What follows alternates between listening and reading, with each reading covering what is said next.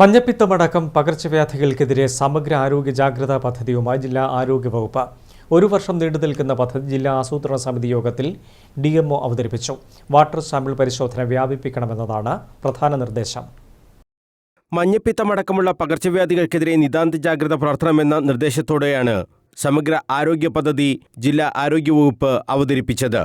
ഒരു വർഷം മുഴുവൻ നീണ്ടുനിൽക്കുന്ന പ്രവർത്തനങ്ങൾ ആവശ്യമാണെന്നാണ് ജില്ലാ മെഡിക്കൽ ഓഫീസർ അവതരിപ്പിച്ച ആരോഗ്യ ജാഗ്രതാ പദ്ധതിയിൽ പറയുന്നത്. പകർച്ചവ്യാധികളെ ചെറുക്കുന്നതിന് വിവിധ പഞ്ചായത്ത് മുനിസിപ്പാലിറ്റികളുടെ വാർഷിക പദ്ധതിയിൽ ഉൾപ്പെടുത്തി പദ്ധതി നടപ്പാക്കണം. ഇതിന്റെ ഭാഗമായി ഫീൽഡ് തലത്തിൽ വാട്ടർ സാമ്പിൾ കളക്ഷൻ, അംഗീകൃത ഗവൺമെന്റ് ലാബുകളിലെ ജലപരിശോധന, കുടിവെള്ള സ്രോതസ്സുകൾ ക്ലോറിനേഷൻ ചെയ്യൽ, ഡെങ്കിപ്പനി, മലേറിയ തുടങ്ങിയ കൊതുകുജന്യ രോഗങ്ങൾക്കെതിരായ ഉറവിട നശീകരണം, ഫോഗിംഗ് എന്നിവ ഉൾപ്പെടുത്തണം.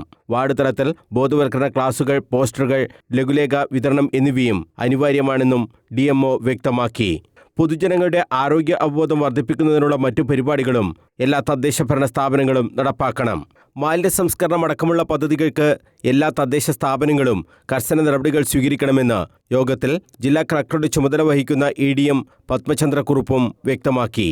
നമ്മുടെ ജില്ലയിൽ ഇതിന് നിങ്ങൾക്ക് വലിയ വിഭവങ്ങളോ വലിയ ഫണ്ടോ ഒന്നും ആവശ്യമില്ല. വളരെ നമ്മുടെ കൈവശത്തിലുള്ള വിഭവങ്ങളും തന്നെ വെച്ചുകൊണ്ട് നമുക്ക് ചെയ്യേണ്ടത് ഒരു മനസ്സ് വേണം എന്നുള്ളത് മാത്രമാണ്.